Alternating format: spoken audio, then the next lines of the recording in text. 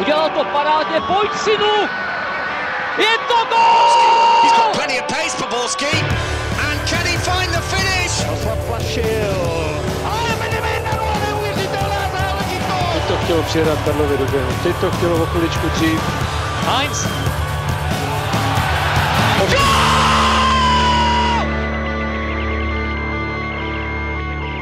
Hello and welcome to the special English episode of the Czech TV's Football Focus podcast. My name is Jonáš Kucharský and we are going to review the state of Czech football midway through 2017.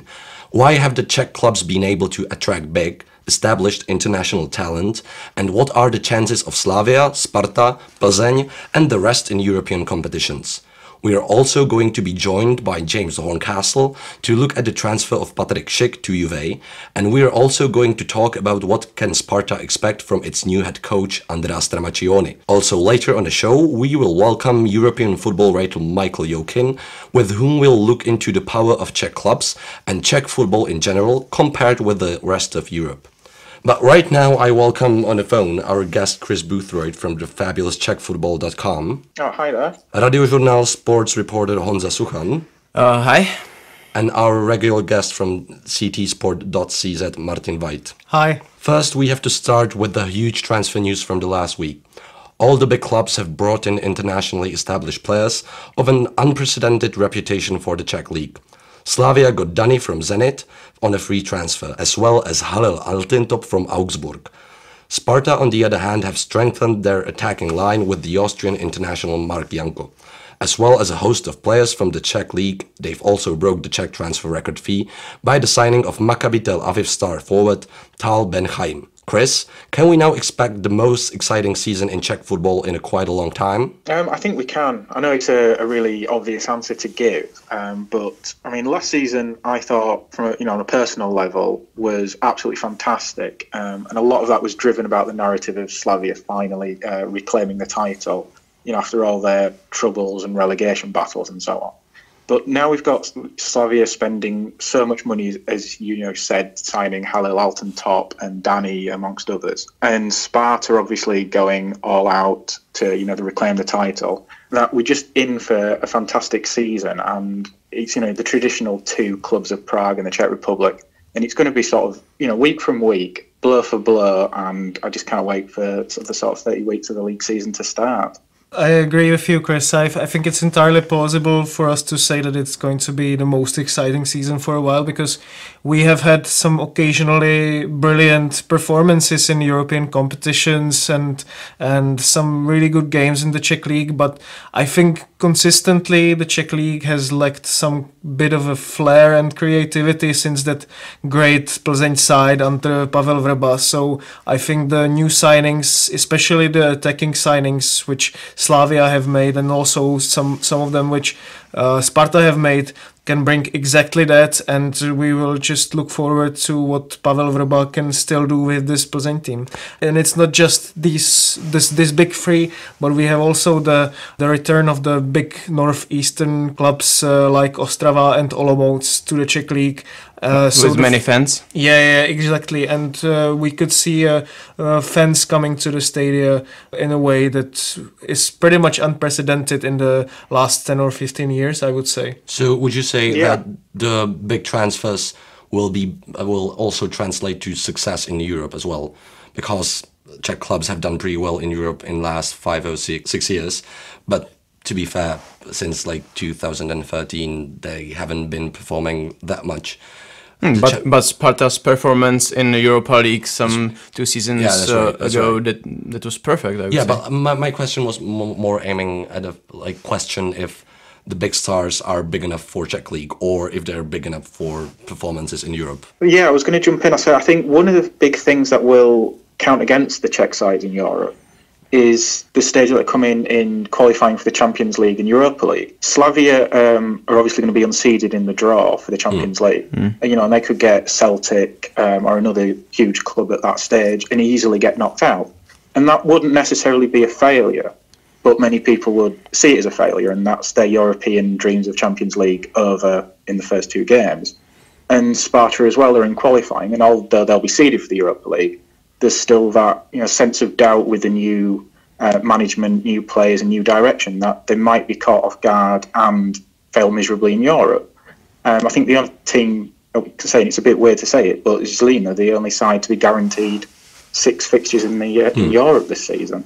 But I would say we can return to the last season when Slavia played the Champions League. It was nearly the same, not those big signings, but also a lot of new faces in the club, and they were able to get Ajax out of the competition. So this year, I would say that Celtic or Olympiacos, Razgrad, those are clubs that Slavia could eliminate. Not for sure, that's true, but they can do it. I would say they have much more chances than Plzeň, because those clubs which Plzeň can face, like Liverpool or Sevilla, that's another level than those which Slavia can face. But I think Slavia have made the signings they need in order to be able to compete for the Champions League. They need the creativity, in my opinion. Exactly, and they need experience as well, because as we've seen them in the last, we would say, third of the league last season, I don't think they would stand a chance too much. But with these enforcements to their sides, I think they could really compete. So would you put your money on that they qualify to Champions League? I would say it's a 50-50. Is it? I think it's going to be interesting, because how the playing style of Slavia could change. Of course, they have brought a lot of creative midfielders now, and they have, 6 or 7 central midfielders. So it's going to be hard for the coach Jaroslav Šilhavý to cram them all into one team, and also how he will manage to improve their style so that they can rely on their midfield as well, because we have seen that in the last season they were a good counter-attacking side, a reactive side, but they couldn't keep the ball as well in the midfield. And the other thing is how well those guys from the Czech national team cope with the fact that they can just be out of the starting 11. Because it could quite happen. But if we come back to the playing style, what changes do you see happening in next season for Slavia, Martin?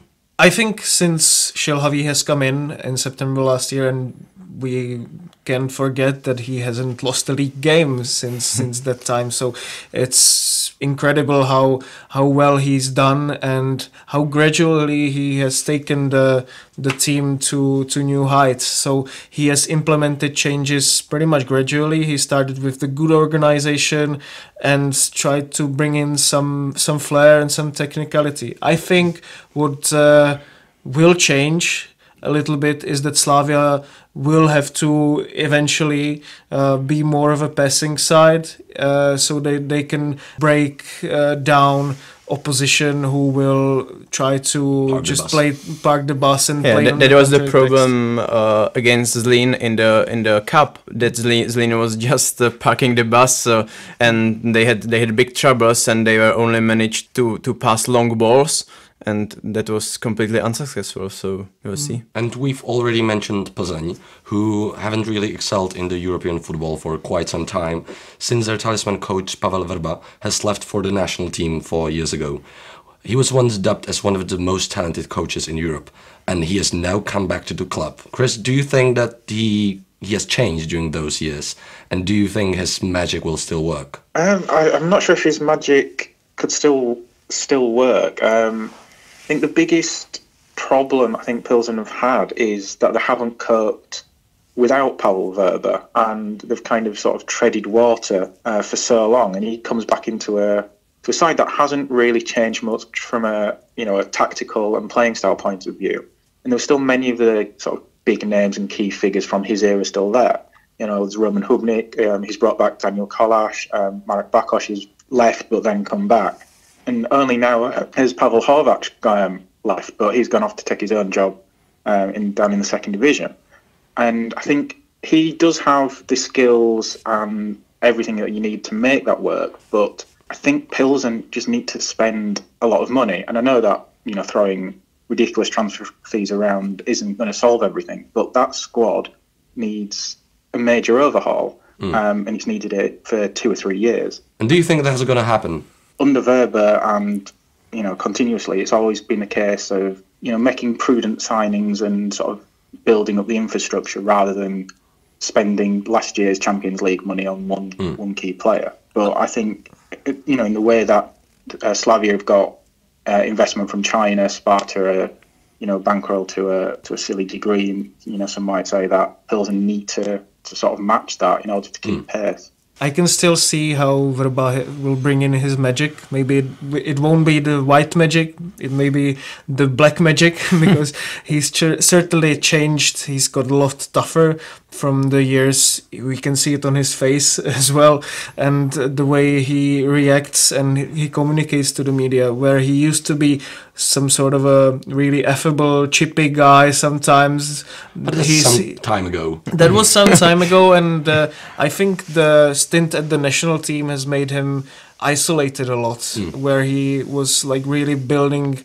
walls around him, and he didn't let in anyone inside, and it has made him almost a little bit paranoid, I would say. Yeah. And maybe the change was in the fact that in Plzeň times he was like king. Everybody saw him like a king, and had no critics. In fact, afterwards by the national team, when the playing style was not so good and the results were not so good, a lot of people had some critics on him, and he's not a guy who can cope with that quite well. But I would say that this could really help him. I think Plzeň have made some questionable signings probably, but at the same time we know exactly what we can expect from them, because we have seen them for a long time, and it was only at the national team for a couple of years, and then a couple of months at Anji, where he didn't have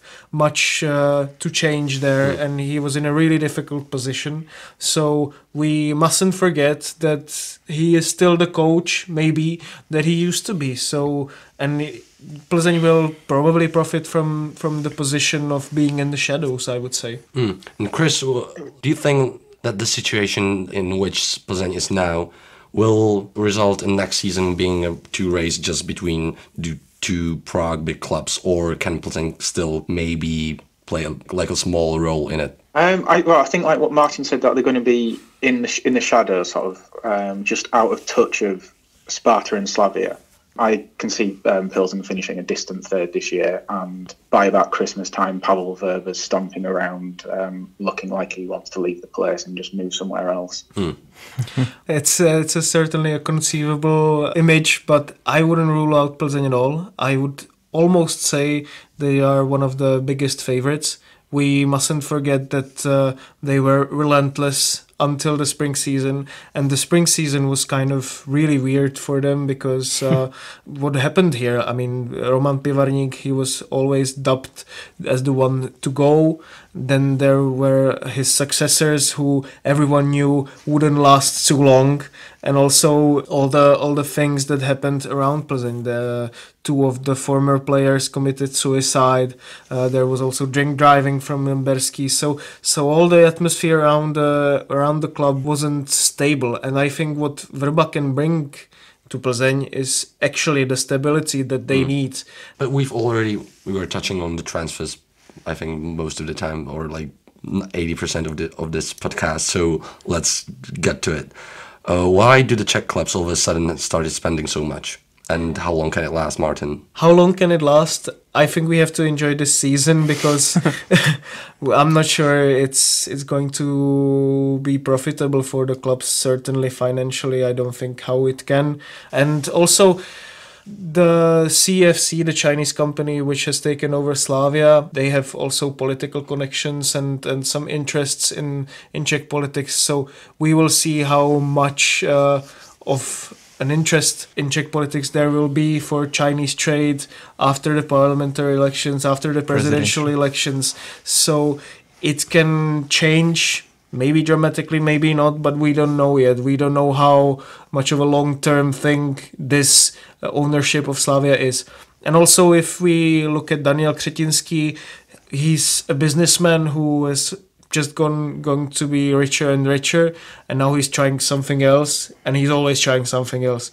Maybe he will try to bring young kids through in a season, and he will try to offload these big stars in the season. So we don't know, but I would say him buying the players was a reaction to Slavia coming in, and it's just these two clubs. In my view, it was quite desperate try from Daniel Křetínský, because he has tried everything he could to be successful, to go to the Champions League, and this was maybe the last thing he hasn't tried, to bring foreign coach with his staff and expensive foreign players. So in my opinion, it's quite a desperate try, the last try maybe, to be successful in the qualification of Champions League. Not this year, because they are just in the Europa League, but to win the domestic title, because the champion will go to the group stage, or to be successful in the next year's qualification. In my view, it's more like this way, not a reaction to Slavia. But the Slavia chairman Jaroslav Tvrdík wasn't hiding the fact that Slavia was active on the transfer market, kind of as a direct response to Sparta's big spending. But who has strengthened the better out of the both clubs? That's the question. Nobody can be sure how it will go here in the Czech league. Many people said that it's quite specific here in the Czech Republic, because there could be troubles with the Czech players, cooperating with the foreign guys, because I can feel from the Czech guys, from those big clubs, that they are not quite happy with those big changes. So I can't say whether Ben Haim or Dani who will be better for Slavia or Sparta. We will see it in few next months. The adaptation also is the question. I think they're about sort of level pegging. I know it's a sort of complete sitting on the fence answer, but Sparta is just sort of throwing money at anything that'll stick. I think the signings of Ben Haim, Vukadinovic and Plastic are all good signings, but they're not necessarily signings that they needed, where Slavia have kind of, taken a step back, looked and sort of strengthened, where they need to, signing the creative players to help them unlock the defences, where, Sparta, we've seen it with Kadlec, they're just throwing money, and I'm not saying it's as cynical as, signing Rosicky and Kadlec just to print shirts with the names and numbers on the back, but that kind of approach to transfers. And where do you still see some gaps in the squad of Sparta? I don't think they really do have any gaps, but that's just purely down to the absolute size of the squad. You just look at, I've got goalkeepers down, for example. At the moment they've got Dubravka, Kubek, Bisik, Budinsky and Varel. Yeah. And, maybe Varel's not going to start, but there's a case that for 4 of those 5 goalkeepers that they could be first choice at any other club. And I think the biggest thing for Sparta is how are you going to make that work? Because you're going to have lots of unhappy players who, are on decent wages, have been signed and, maybe promised first team football, and maybe, they have been told that they're going to be used on a rotation basis. But there are going to be people there who aren't happy, and that could start causing problems if things don't go right immediately. I would agree with you entirely on the squad, which is certainly very heavy at Sparta, I would say. But I think they are lacking a central attacking midfielder. I don't see a number 10. Obviously, Rosicky is there, but he's played like 23 minutes last season, so that is it. And they've also let Čermák go, so I don't really know how they are going to go around it. Maybe they are going to put Plavšič, who can play across the 3 positions behind the centre forward there, but I don't see like a typical creator in that team still, even though they have bought like 8 or 9 players. And Martin, what about Slavia? Which player will strengthen their squad the most, and are there any gaps in the squad? It's always funny with Slavia. If they need 1 player, they sign 4 of the same players. I think they needed to strengthen the central midfield. Now they have got 6 or 7 players who are, in terms of the Czech league, on absolutely wonderful technical level. But where I think there are still some gaps For Šilhavý, it's always been very important to have fullbacks that he likes.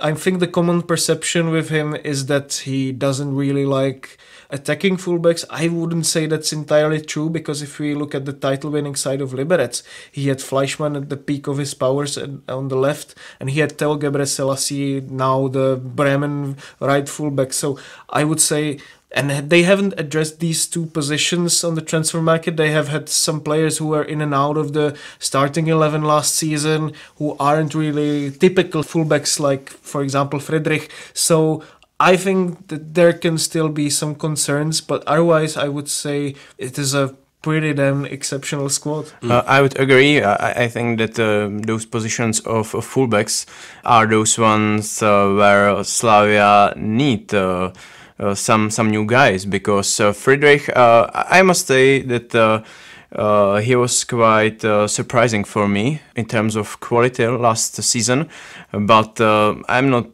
pretty sure that it will be enough for the international level. And the left side, I'm not sure whether Schwento will be okay for the entire match at the start of the season in terms of his fitness, but I must say that Flo and Bořil, in my point of view, are not guys who can do something really great on international level. I was going to say, it's one. I'm not saying it's an obvious one, but what about moving toward a 3-5-2, or start playing three at the back? Because you Slavia have the centre backs to do that. There's still a question over who plays wing back, but you could play Sikora, or as you said, Flo, or anybody else on the left side, and it could work.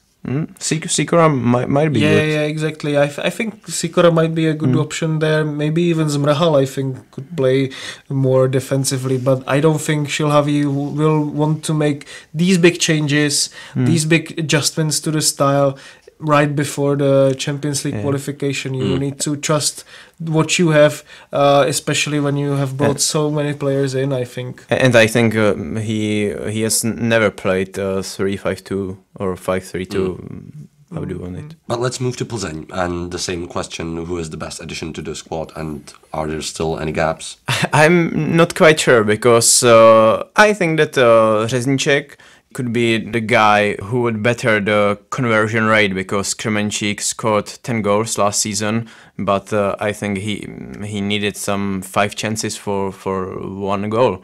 So maybe Řezníček could be better, because in Brno, not really strong team, he was able to score many goals. And maybe Čermák, but he showed us that in big club like Sparta, he feels the pressure a lot. When he played for Mladá Boleslav, he was a great player, but after move to Sparta with like the role of a new Dočkal, it was quite hard for him, and he couldn't cope with that. I would say that in Plzeň the pressure is not so high as at Letná, but still it's a team who wants to win the championship. So the pressure still is quite high. And I must say that I'm a quite big fan of Daniel Kolář, not in the national team, but in Plzeň in few seasons he as an attacking midfielder scored many goals. I think with Vrba we maybe forgot, because of his demeanor of the pitch, how well he could make the players better. Because he brought in players who were really undervalued, or who had some big talents but weren't able to do it at big clubs. And I see some signs and some patterns that he could do the same here. I think Čermák, he could really unlock his potential, and he's wanted him for a long time. I think they've done a really shrewd signing in Živulic, who is a defensive midfielder but also a deep-lying playmaker they got from Zlín. And they needed precisely these kind of midfielder options, because if you look throughout the team, I wouldn't say they have a clear weakness. They have all players who are 6 out of 10, but they haven't had someone who would be dominating, especially in the midfield. Let's now move on to the second part of the show, where we'll discuss the progress of Czech football more closely with the European football writer and ESPN correspondent Michael Yokhin.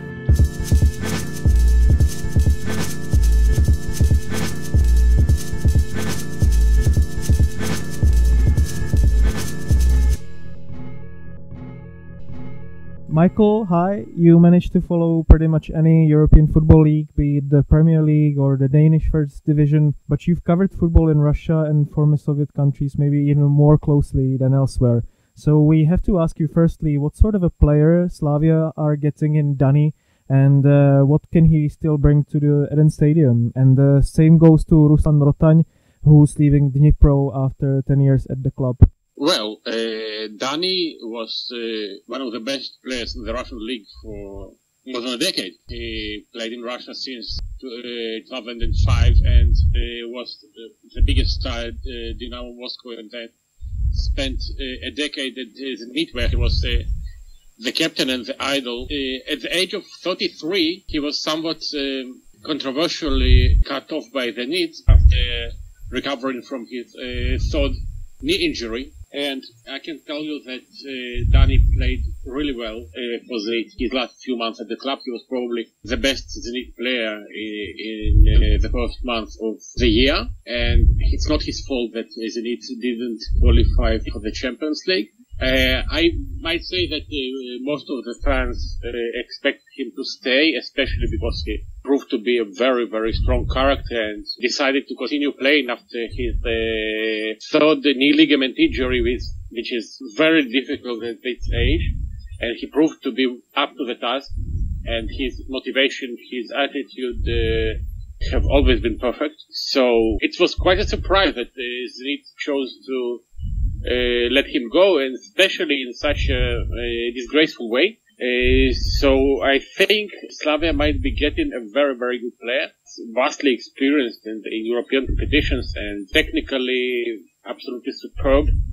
Great vision, great attitude, very, very strong character. I would say it's very good at the acquisition, especially on a free transfer. And what about Ruslan Rotaň? Well, Dani is 33, Rotaň is 35 already, and he's also, as far as attitude is concerned, he's an exemplary footballer. He's just phenomenal, and his service to Dnipro has been absolutely terrific throughout the years. He grew at the club, basically. Apart from 3 years at Dynamo Kiev, he spent his whole career at Dnipro, and was obviously the captain and one of the most important players, probably the most important local player for Dnipro throughout the years. Unfortunately for him, Dnipro went basically bankrupt and were relegated. So actually he wanted to leave the club a year ago, but it didn't work out. And now that Dnipro are relegated, he is starting his new adventure abroad. I'm not sure about his physical conditions because, you know,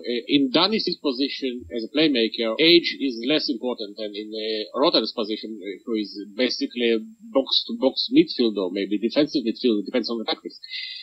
And at 35, his last season wasn't so good at Dnipro, but it's not his fault. Might not have been his fault because the whole team has been in very, very poor shape because of all the problems at the club. So it's more difficult to predict Rotan's shape, and it will be interesting because Slavia bought 3 aging stars, not only Dani and Rotan, but also Khalil Altintop, and it remains to be seen if playing all 3 of them at the same time would be a good idea from the physical point of view. Also, since you're based in Israel, there's an obvious question from us on Tal Ben Haim, the record Czech League signing. Do you think he will live up to the potential, and can he be a decisive player for Sparta? It's difficult to say. Tal Ben Haim is a quick player.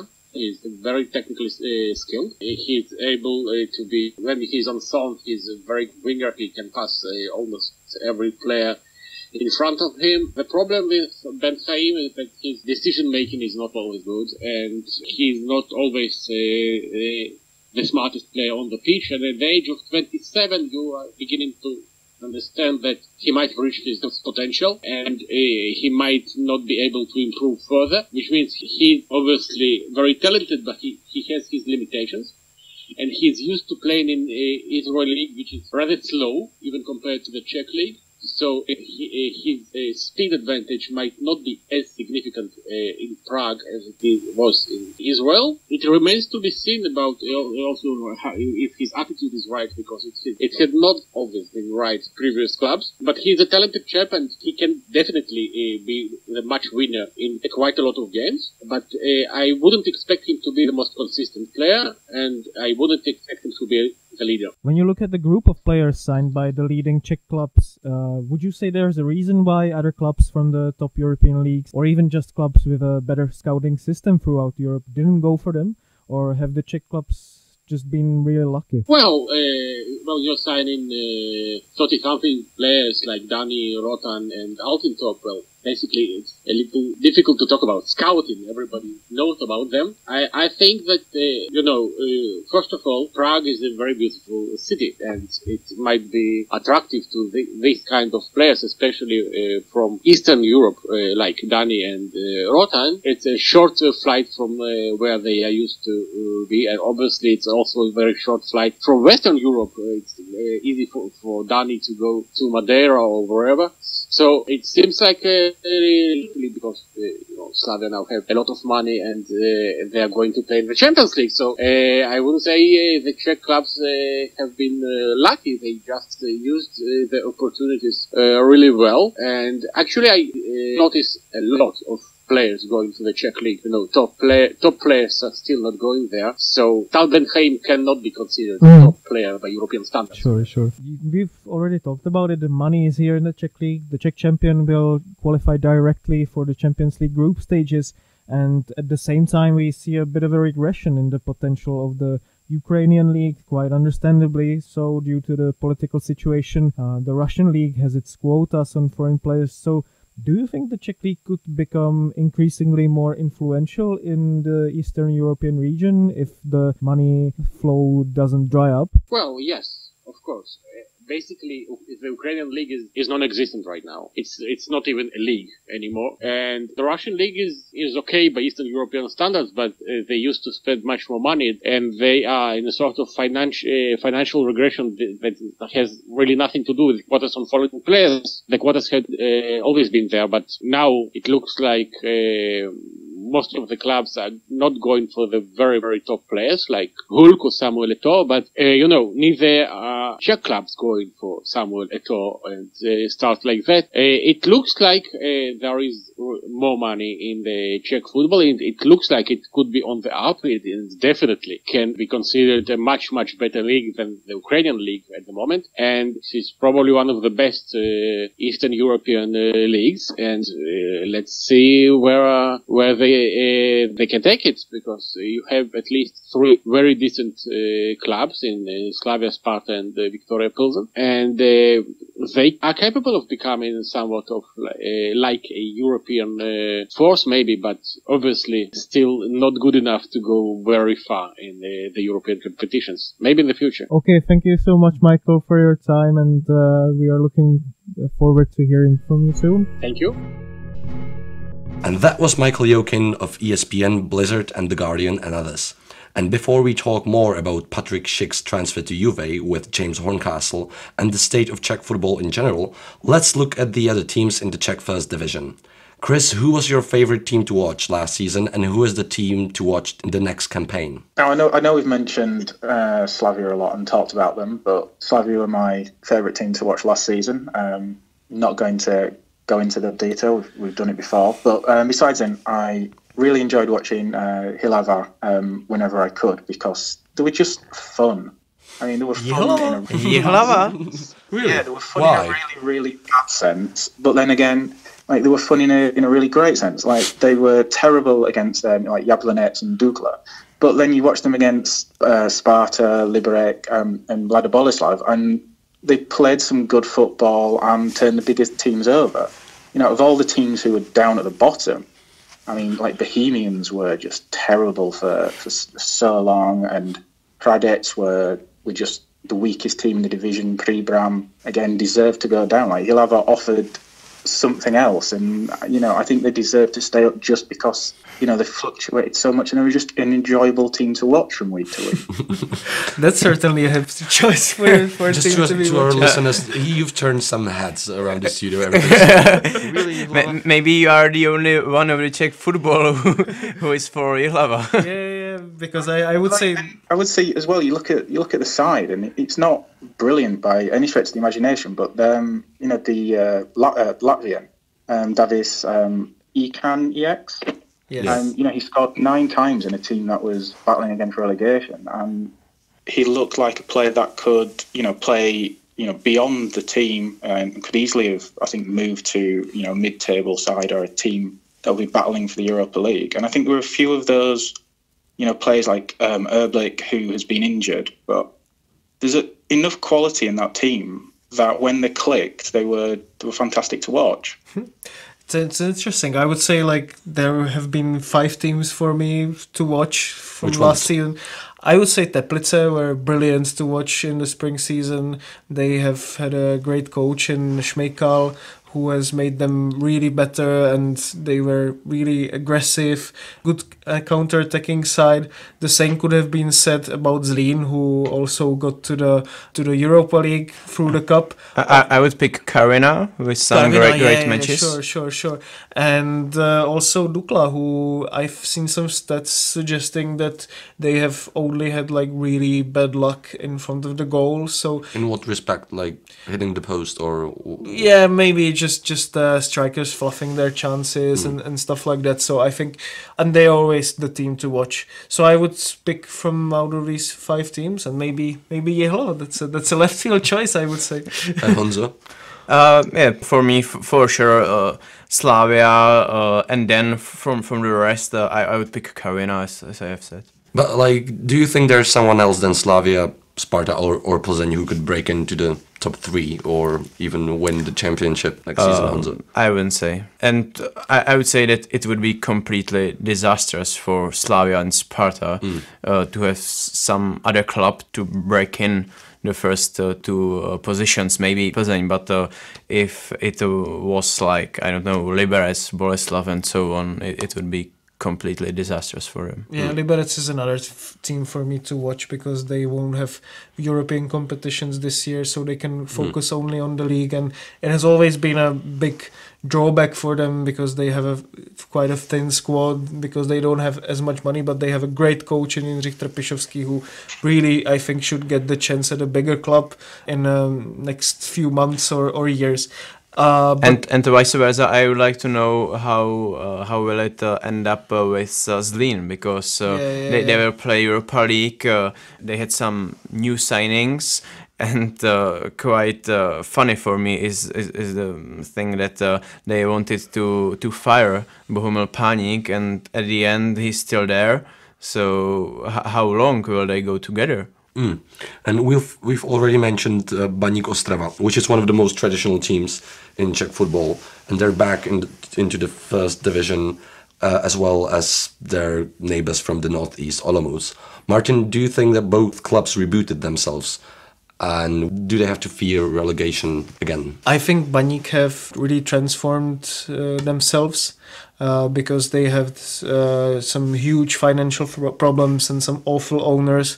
Now they have an owner in Václav Brabec who I think he really does what he says, and you could see it on the support of the fans who have come back to the stadium and have supported Baník in an amazing fashion, I would say. I have seen them at Žižkov and I was thinking to myself, okay, these are Baník fans who are coming to Prague the only time this season so they could make some mayhem, but they didn't. They were behaving absolutely impeccably, and this was throughout the whole season. If we count out the game against Opava, which is the most, I would say, bloody derby in the Czech football. But other than that, I'm really looking forward to that, and they have strengthened by buying Milan Baroš, or bringing in Milan Baroš, who is the club legend without any doubt. And Poznar is also a decent and intelligent striker, but they have to improve a lot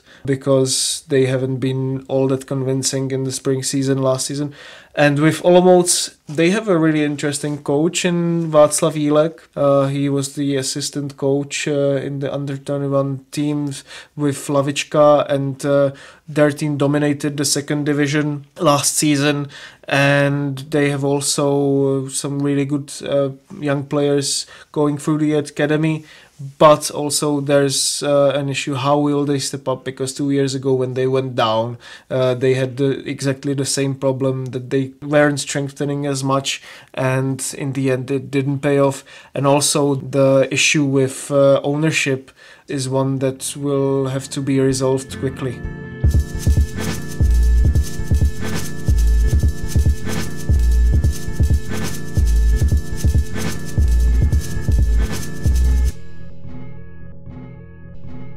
Welcome to the third part of our special edition of Fotbal Focus podcast, where we are excited to be joined by James Horncastle, one of the regular guests of BT Sport's European football show, Guardian Football Weekly, and ESPN columnist. Hello James, last season was a pretty exciting campaign in Serie A from the Czech perspective after a very long time. It's nice to see the Czechs doing well again in Italy, since it's been a pretty successful place for them in the past. Is there some sort of a soft spot for Czech players in Italy? Or why do you think they've long seemed to thrive there? I think there is a soft spot. I think a lot of it is down to nostalgia and romance, not only for Czech players, but for Czech managers as well. Like Sesto Vyspalek, for example, who went there in the 30s and 40s, was a player and then a manager, and won the league twice with Juventus. If you go to a Palermo game these days, the square outside of the stadium is named after him. He was the uncle to Zdeněk Zeman, of course, who has worked more in Italy he did in the Czech Republic, and went to what was a very defensive league and plays very attacking football, and has always stood by that.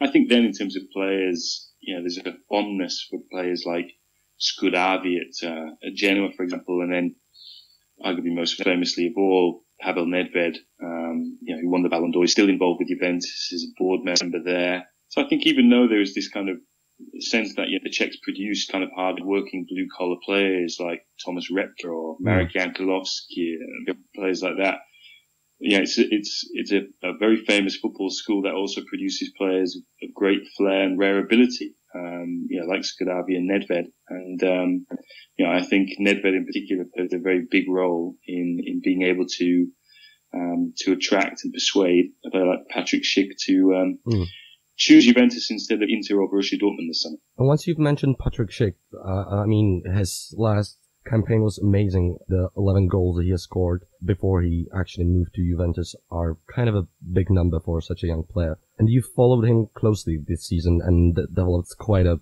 soft spot for him yourself. So do you believe that he could become one of the best strikers in Europe? And if so, why? I think Juventus believes so. They paid 30.5 million euros for him.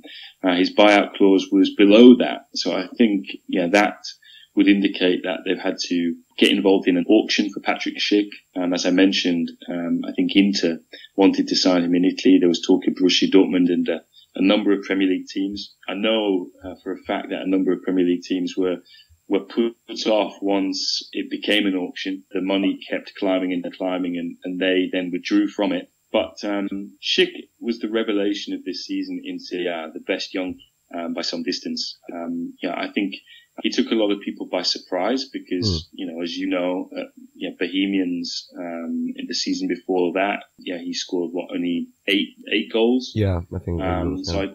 So I think people did not expect him to do so well in Italy, and also, he only started 4 games until April. The reason he then started more and more was because he kept coming off the bench and scoring goals in big games. He scored on his debut away at the Juventus Stadium, beating a goalkeeper like Gianluigi Buffon. He then came off the bench again and scored in a win against Roma, when Roma win a great run. I think what really stands out about Schick is a lot of comparisons have been made with Marco van Basten and Zlatan Ibrahimovic in Italy for the size of the player, but his ability, even though he's very tall, how elegant he is and some of the skills that he's been able to show I think it also helps in Italy that he's quite a handsome chap. He's got quite a lot of charisma about him, and said, that if he didn't make it as a footballer, he probably would have become a model like his sister. You often hear the only thing that's that are more beautiful than Schick's sister are the goals that he scores for Sampdoria. So, I think there's a lot that's expected from Schick. So, do you think that this move can actually benefit him, or is it kind of too early for him, or was the last season so amazing that the move to Juve is a well-established one? Or I think Juventus felt that they had to sign this player now. Otherwise, he would go to one of their rivals, not just in Italy, but in the rest of continental Europe. And it's very similar to how they moved for Paulo Dybala, for example. When it became clear to them that Dybala was an outstanding talent, they did everything possible to beat the competition to Dybala's track record at Palermo, for example. Before his breakout season in Serie A, he'd gone down to the second division with Palermo and didn't do anything in the second division. It was very poor. And in his first season in Italy, again, had been very poor, had shown nothing like the kind of ability and talent that we all know he has today. And I think that's the same with Schick. You look at Schick and, as we mentioned, this is only his first season in Italy. So spending 13.5 million is a lot of money, when he could be a flash in the pan. We all know that he only played a year in Bohemians as well, and hadn't been able to get a lot of game time with Sparta Prague. But they clearly believe in him. Max Allegri, the Juventus coach, has a very good track record of developing young players and easing them in carefully. He did that with players like Raja Nainggolan in the past, Cagliari, and then at Juventus with Morata and Paulo Dybala. And I think Juventus believe that Schick can play anywhere across the forward line. He can play as a centre forward, he can play as a number 10 between the lines, or he can play on the right-hand side where he can come inside on his left. So I think there'll be opportunities for Schick, but one of the peculiarities of this deal was that there is an option in his contract which would allow Sampdoria to take Schick back on loan next season if by the end of Juventus' pre-season training camp it becomes apparent that he perhaps won't get the game time that he wants in the Juventus shirt. So do you reckon that's going to be the case, or do you think he's going to make it into the first team, or that he's going to feel that his role in the team is good enough? I think he will make it into the first team, because with Juventus last season they found themselves short of depth in attack, particularly when they moved from playing 3-5-2 to 4-2-3-1. And I think Schick will add to that depth.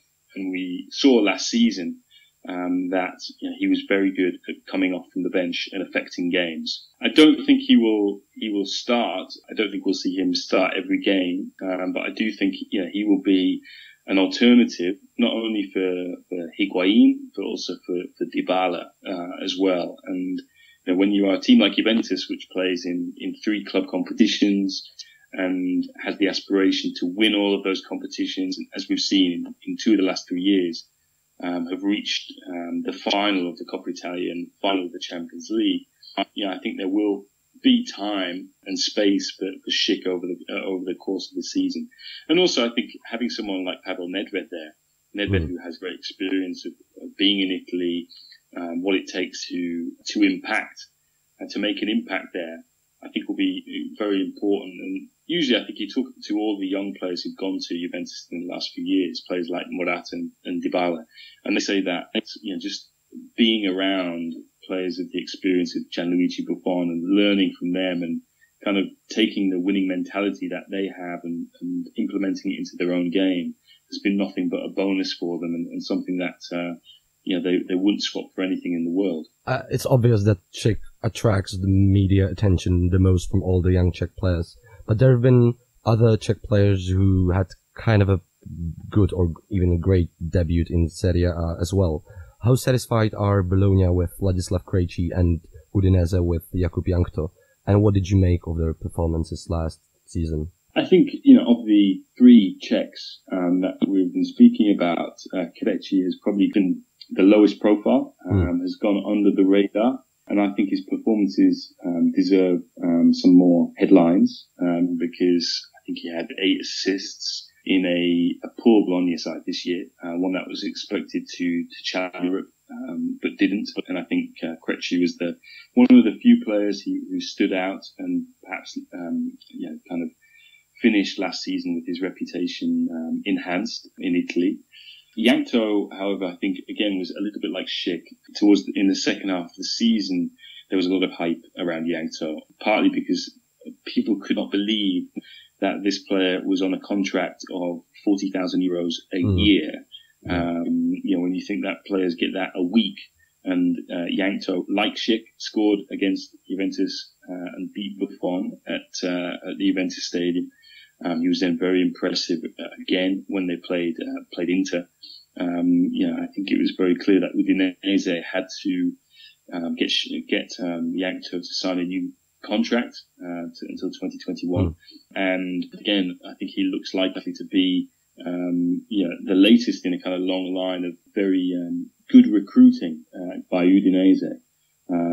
Because I think there was a few years after when they'd signed the likes of Alexis Sanchez, Mehdi Benatia, Samir Handanovic, Gökhan Inler, when their recruitment wasn't as good as it had been. They'd set very high standards, but I think Yankto is a return to form in that sense. And like Schick, has a very big personality. He's on the one hand he says he's a model professional, a good kid. He likes to help out his teammates, and he's already a leader in that Udinese dressing room at the age of 21. But he has these other traits where he'll throw a brick through the training ground, the gym window, and other things like that. But I think he's a fantastic midfield player. I really like him. He's a box-to-box player, a terrific engine on him. If you look at the kind of stats, like Yankto on that Udinese team, he doesn't touch the ball a lot or pass the ball a lot, but he likes to run with it, and he really charges at defenders. He's an ambitious player, which I think is again good for the Czech Republic, because he's already spoken about not seeing himself in Italy beyond the age of 25 unless Juventus call him. He wants to play in England or in Germany or in Spain. And I think that's a good sign from a player that I think particularly next season at Udinese he'll probably be making as many headlines as Schick did last year, if not more, and will be then fielding offers from very big clubs. So do you actually believe that those ambitions can be fulfilled? Him talking about wanting to move big or to a bigger leagues or clubs. I think with Yankto especially, because I think Yankto has so many qualities that big clubs want in the modern game. He's a tremendously powerful runner when he's got the ball at his feet, and again, this is a player who, if I'm not mistaken, didn't play any senior first team football in the Czech Republic. Udinese signed him immediately after he scored 4 goals, I think, for the under-21s against Montenegro. He's since scored on his senior debut for the national team against Lithuania. They believe that he's got everything to succeed at the very top, again, because he's very versatile. He plays in midfield, but he can also play out the attack. He particularly likes playing in that position. I think, again, the year that he had at Ascoli was a good apprenticeship for him. He played as number 10 there, behind Andrea Petagna, who's now an Italian international, and Caccia as well. That's a school of hard knocks. It's a long season. It's 46, 48 games. A lot for a young player. And he looks like one who's got a lot of energy. I think, again, if this is a player who has the aspiration to play, say, in the Premier League, I don't doubt that he could do it. I think that's one of the reasons why Udinese were very keen to tie him down to a new long-term contract, protect his value, and pay him what he deserved on the basis of what he did last season. And the Czech league itself has attracted quite a big name from Italian football, Moderuje Stramaccioni, who was Inter's head coach 5 years ago and since had stints at Udinese and Panathinaikos. but hasn't really shown anywhere since his success at the youth level. Wasn't he once dubbed as one of the biggest coaching talents in Italy? I'm just curious. Yes, he was. And why do you think it has gone kind of sour for him, or what happened? Well, Stramaccioni was a coaching wunderkind, as they say. I think he's one of the few coaches, for example, who had his voice told about him, which was when Roma were attempting to sign Nicolas Berdiso, the veteran Argentine centre-back from Inter a few years ago. Inter did not ask for a player in exchange.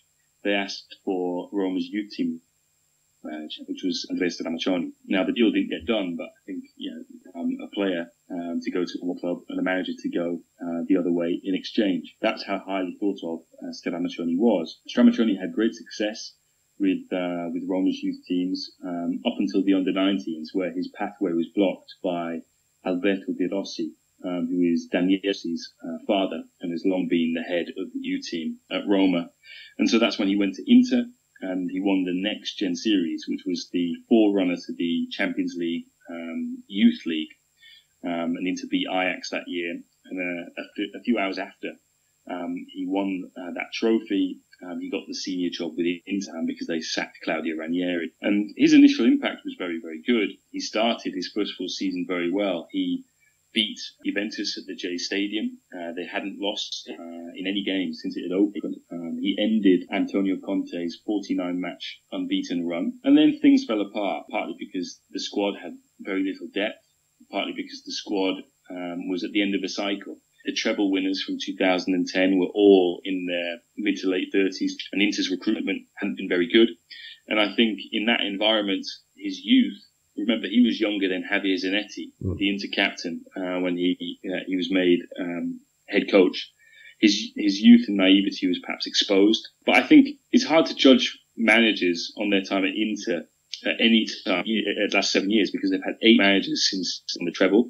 None of them have actually been able to do well. They've gone through a lot of managers in that time. And then at Udinese, you could say the same thing about Udinese in Stramaccioni's defence. That was a team that was at the end of a cycle after Francesco Guidolin had taken them to incredible finishes towards the top of the table, getting into the Champions League playoffs and having great recruitment, as I mentioned, in addition to Antonio Di Natale, they had Alexis Sanchez, and they had Luis Muriel, Juan Cuadrado, Gökhan Inler, Sami Handanovic, Mehdi Benatia. The list goes on. And as I said, that recruitment hit a bit of a dry patch. I think that the one surprising thing with Stramaccioni is, given that his background is in youth team coaching, he's never really then been able to bring through young players into the first team, which I think is something that will be expected of him at Sparta Prague. Again, when you look back and remember that Schick was on the books of Sparta Prague, you'd like to think that he would give talent a chance.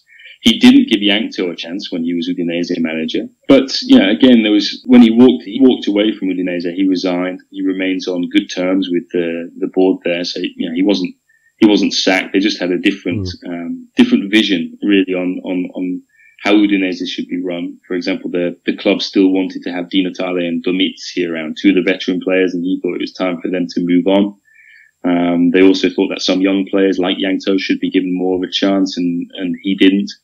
And then he kind of is quite honest. His biggest mistake, he was set the objective of just keeping the team up.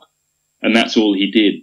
He didn't aspire to do any more with them. Like, for example, once they had survived, maybe try and push to get the team into the top half of the table, or push for the team to get into Europe. And that was the criticism of him. And then at Panathinaikos, I admit I haven't followed the Greek league very closely at all, but I imagine breaking the grip that Olympiacos have on the league there is very difficult, considering they've won it for 12 years in a row. Yeah. So do you think he can still make it to the top? And what can Sparta fans expect of him in terms of his playing style and maybe even personality? In terms of a personality, he's very charismatic. I wonder how much of that will come through, because I believe he'll be speaking in English. I saw his interview with Sparta's TV channel and website. He spent some time between the Inter and Udinese jobs in Los Angeles, doing a intensive course learning English. He is a tactician who likes to see the moves that he works on in the training ground implemented by the team. He's quite a flexible tactician. He likes to play with a back three or back four. It doesn't really matter to him.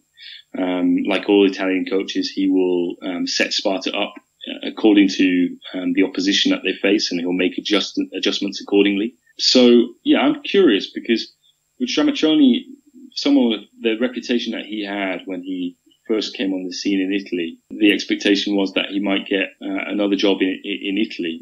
But yeah, he's obviously committed very quickly to taking the Sparta Prague job. He was announced at the end of May. Yeah, and it's quite interesting to see Italian manager go to Greece and then go to the Czech Republic. The Italian managers, for the first time since I think 1996, they won 3 of Europe's top 5 leagues.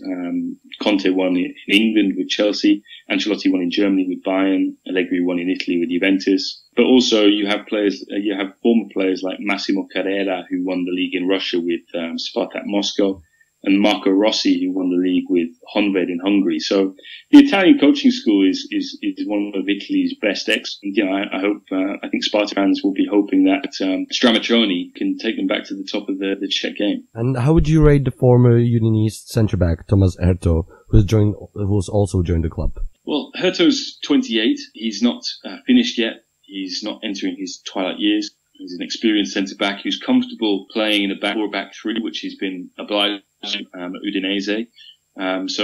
He's quite flexible. Yeah, he can play as a centre-back. He can play as a right-back.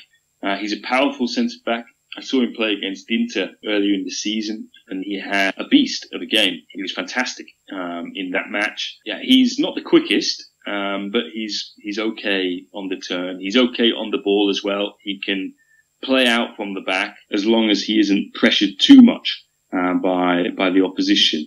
So I think in that perspective, he's a useful signing for Stramaccioni. Thank you so much for being able to talk to us about Czech players in Italy and Italians back in Czech Republic. Thanks for your time, James. My pleasure, Jonas. That was James Horncastle, and now let's move on to the Czech senior national team, which hasn't had much success recently, and its chances of qualification to the World Cup are very slim. Do you think it's more the case of Czechs playing up to their potential, Chris, or has it more to do with Jarolím failing to find the right balance and structure to the team? It's a bit of both. I don't think we're kidding anybody by saying that this current crop of Czech players are they're not outstanding. They're fairly average across the board. I mean, there are a few exceptions, but you sort of scratch underneath the surface, and there's not much depth there. There's no top class striker, and I think there's an argument to be made that the Czechs haven't had a top class striker in years. Obviously, that is prefaced by Patrik Schick is coming through, and he will probably become that striker, but he's not there now. That could be more in line for the next European Championships, not the World Cup next year in Russia. Still think there are issues at centre-back and in centre midfield. But, I mean, they do have 2 really, really good right-backs, so there are some positives. But you mentioned Jarolím. He does have history of not being able to find the right balance. I mean, if we go back in time to when he was in charge at Boleslav, they fluctuated from being fantastic going forwards when they had Cermak and Skalak and Lucas Magera up front. But then they conceded a ton of goals, and in sort of a bid to rectify that, he changed personnel week to week and just compounded the situation. And I think instead of being a little bit going for the risks at the senior level, he's been a bit cautious, and we haven't found the nice balance where they're really good going forward, but relatively stable defensively. They're a bit sort of stagnant at both ends, and drawing with Azerbaijan and the draw with Northern Ireland to kick off the World Cup qualifying campaign, I think kind of signifies that he's not ready just yet to go all out and throw everything at the opponents, in the sense that, the Kevin Keegan, well, if they score 3, we'll score 4 kind of attitude. And what about the future? Czech Republic is one of the 5 countries to have qualified for both the under-21s and under-90s. And there's loads of youngsters coming through to the senior side. So what is the future for the national team, Honza? Well, I would say that in normal way I'm quite an optimist, but in this I'm not, because there were some youngsters last years with our hope that they would be another Nedvěd and Poborský and Koller and so on, and nobody's until now. So there's no reason that those guys like Schick or Černý and Jankto that they will be. Maybe they will. I hope that those will be guys which can like strengthen the national team, the senior squad. But what we saw on Euro under 21, it was, I would say, quite poor. Chris has mentioned attackers. I would say we just simply lack good midfielders. The Czech side of 96 and 2004 had probably the best midfield in Europe. You would say Rosický, Nedvěd, Poborský, Schmitzer, Berger, who wasn't even there in 2004 because he was already out of the squad. But now we don't have a dominant guy in the midfield. We don't have a good defensive midfielder, but we don't have a creative midfielder either. And if I look to the under 21s, that was a big problem as well, that we don't have good players technically who can get out of the trouble, and we are trying to make it work more tactically, but the technical problems still remain. So Chris, are there any Czech young players who you are excited about, apart from obviously Schick? Well, you've mentioned Jankto and I think Barak as well. Be interesting to see how those two combine in Serie A next season. But like domestically, there are a number of good players. I mean, say Thomas Sucek, if you're still classing him as a youngster. Sparta's Michal Sasek, Mate Chalus, who's at Slavia, and Libor Holik as well. But I think that these are good players who will excel in the Czech league, but you know, there are big question marks about if they can make that step up, not necessarily to, you know, one of the fabled top 5 leagues in Europe, but to see if they can acclimatise to, say, playing in Holland or, you know, or Portugal or somewhere else. Like, going off on a bit of a tangent, I know he's not Czech, but it'd be really interesting to see what Krien does in Benfica, considering he seems to be nowhere in the Czech Republic. I don't know. What do you think about that? Yeah, it's a really interesting transfer, and we know that Benfica has a really great academy, and they can bring up young players very well. So it's, I would say, a different transfer than when some Czech players are going 16, 17-year-olds to, I don't know, academy of Inter Milan or to the Premier League. I would say with the players, I'm really looking forward to what Alex Král can do. He really looks like David Luiz. He's a centre back as well who brings the ball forward, who is fearless, who has determination, and but makes many mistakes. Yeah, maybe, but that can still be adjusted because he's still 18 or 19. So. And I'm looking forward to what Shashinka can do. He's a hard-working and also technical, creative midfielder or winger for the under-19 squad as well. And of course, we will see what will happen with Václav Černý. I think at the under-21 Euros, we've seen his limitations, whereas before we've only seen the good in him. So he needs to be more of a team player. He needs to work on his decision-making because, like, there had been always a host of good wingers throughout the Europe who haven't made the step up entirely because they haven't been really good. Like, they have been good footballers but not good team players. Simich's my favorite, I must say. Oh yeah, sure. And when you've mentioned the Benfica Academy, one of the big projects of the former FA president Miroslav Pelta was to develop a new system of central academies. Martin, do you think that this system could actually produce better players in the future? And if so, how long do we have to wait? Well, the system has been established 2 years ago. The first academies appeared 2 years ago, and these were mostly academies for boys who were 14 or 15, so they could now be 17, I guess. So maybe already in 2 or 3 years' time we could see the products of that. But I would be quite, I wouldn't say skeptical as much, but I wouldn't be so sure that it would like instantly produce better players, because obviously the technical abilities of players develop much earlier than at 14 or 15. At 14 or 15 you can get these guys better coaching, this environment can be more competitive, so it can help, but I wouldn't say it's an absolute revolution. There's been a huge debate in the past 5 to 10 years about Czech players leaving too early for playing abroad or abroad academies. Is that a good thing or a bad thing, or what do you think, Honzo? How many of those from academies are now in the national squad or have been from those who went abroad quite early? Plashoz maybe one of the only ones. Can you remember any other? Maybe Galasek. And we have seen that with Vidra already before.